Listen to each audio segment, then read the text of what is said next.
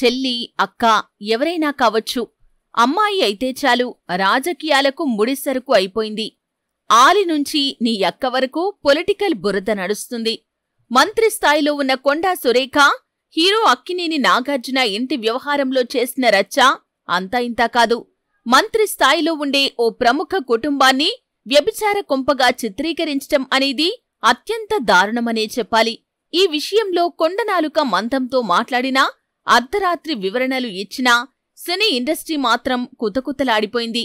ఓ మామ తన కోడల్ని, ఓ భర్త తన భార్యను పక్కింటోళ్ల దగ్గరికి పంపించేంత నీచ సంస్కారం సినీ ఇండస్ట్రీలో ఉందా?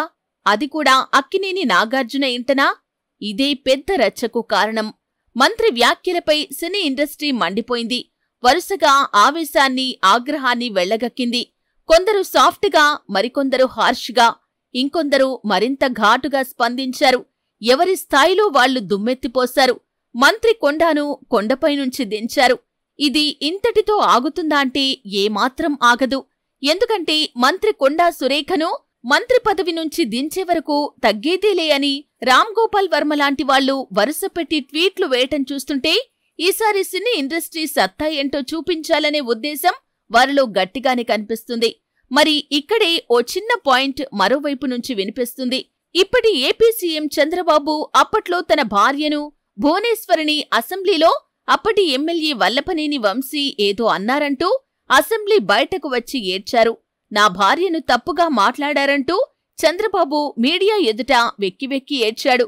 దీనిపై అప్పట్లో రాజకీయ దుమారం రేగింది. నందమూరి కుటుంబమంతా ఒక్కటిగా ప్రెస్ మీట్ పెట్టింది. ఎన్టీఆర్ విడిగా స్పందించినా అందులో దమ్ములేదంటూ టీడీపీ నుంచే విమర్శలు, ఆరోపణలు వచ్చాయి. అయితే అప్పట్లో చంద్రబాబు చెప్పటం మినహా అసెంబ్లీలో ఏం జరిగింది అనేది మాత్రం స్పష్టంగా తెలియదు. ఆన్ రికార్డ్ లేదు. చంద్రబాబు బయటకు వచ్చి ఏడుస్తూ చెప్పేవరకు ఎవరికీ తెలియదు.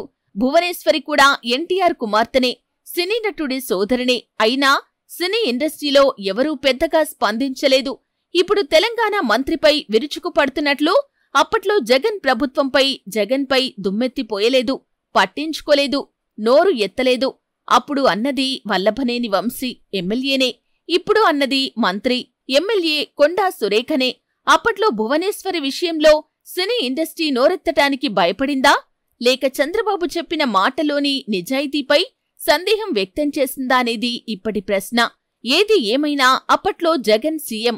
ఏపీలో జగన్ చెప్పిందే శాసనంగా నడిచింది. టికెట్ రేటు 5 రూపాయలను మళ్లీ తీసుకొచ్చాడు. ఆ దెబ్బ ఏమో కావచ్చు, సినీ ఇండస్ట్రీ కిక్కురు మనలేదు. అంతేకాదు ఏ సినిమా వాళ్ల దగ్గర డొనేషన్స్, చందాలు కూడా తీసుకోలేదు. కరోనా లాంటి సంక్షోభంలోనూ ఏ సినీ హీరో దగ్గర రూపాయి తీసుకున్న పాపాన పోలేదు జగన్. దీంతో అప్పుడు చంద్రబాబు ఏడ్చినా అది ఆయన ఏడుపుగానే ఉంది. సినీ ఇండస్ట్రీ పట్టించుకోలేదు. ఇప్పుడు అలా కాదు కదా. ఓ ప్రాంతంలోనే చాలా కొద్ది మందికి వరద వస్తేనే తెలుగు రాష్ట్రాల్లోని సూపర్ స్టార్ నుంచి కమెడియన్ వరకు ప్రతి ఒక్కరి దగ్గర చందాలు తీసుకున్నారు తెలుగు రాష్ట్రాల సీఎంలు. ఆ మాత్రం చందాలు ఇచ్చినప్పుడు ఈ మాత్రం వాయింపు కూడా ఉంటుంది కదా. ఏది ఏమైనా విషయం ఎంత పెద్దదైనా జగన్ విషయంలో నోరెత్తటానికి సినీ ఇండస్ట్రీ భయపడింది అనటంలో సందేహం లేదు. ఎందుకంటే జగన్ ఏదీ చెయ్యి చాచలేదు, తీసుకోలేదు.